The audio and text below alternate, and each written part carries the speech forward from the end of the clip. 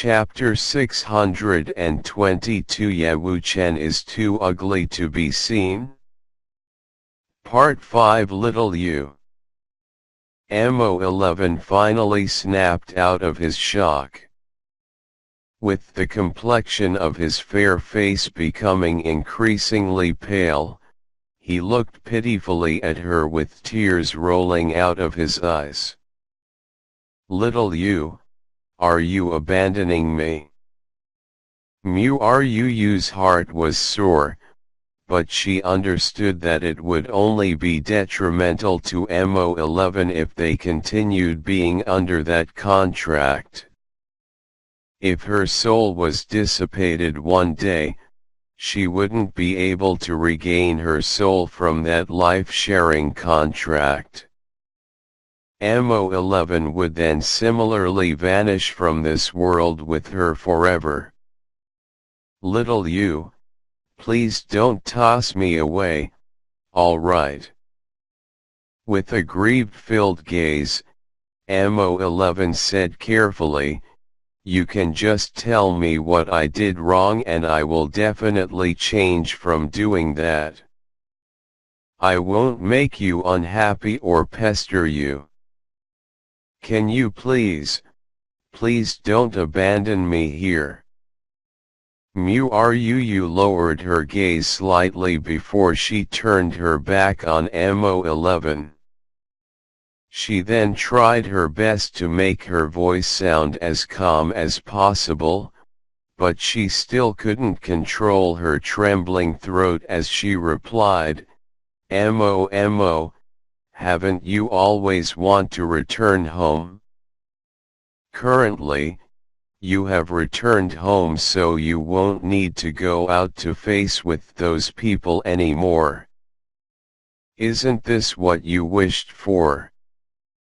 She slowly closed her eyes to sweep her mental powers into her mind to find the imprint that was binding them together. Once she found it, she gradually erased it before opening her eyes again. It was as though the string that was connecting them had been severed as Mo11 could no longer feel the other's spiritual aura. This kind of feeling was as though he was abandoned in the middle of a sea without any sense of safety. Wu Chen, let's go. Yu's eyelashes trembled slightly as she said that calmly. Wu Chen nodded wordlessly as he focused on Yu's back. His heart ached slightly. He would definitely not let Mo11 hinder with the contract between Mo11 and her with a statement from her. However, Wu Chen knew that it wasn't due to Mo11. If she really wanted Mo11 to stay by her side, nobody would be able to force her to terminate the contract. But now, it was indeed by her own decision. Little Yu.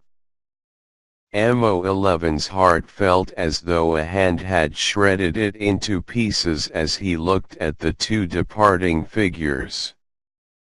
It was so painful that he couldn't breathe. He felt as though he had been abandoned at this instant. He doubted that he would feel that kind of reliance in the vast world. No. She can't. She definitely can't just toss me here. Mo11 charged forth like a man-person, but his path was blocked by a robust figure. Fury surged in his heart at this moment. With a tyrannical aura bursting forth from his body, he yelled furiously, "Get out of my way! I want to go and find Little Yu." Boss Yong's enormous body was sent flying before crashing hard onto the ground. Just when Mo11 wanted to chase after Muruu, his arm was gripped by a large, rough hand, making him unable to move. Mo11's body shuddered, and with tears in his eyes, he questioned his grandfather with a shaky voice. "Grandfather, why did you want little you to terminate the contract with me? Why did you want to separate me from little you? Can you let me go and find her? Grandfather, I am begging you. Father and mother had left me since I was young. It can't be that I should let little you leave me too, right?" Amolin's heart shuddered when he heard him mention his son and his daughter-in-law.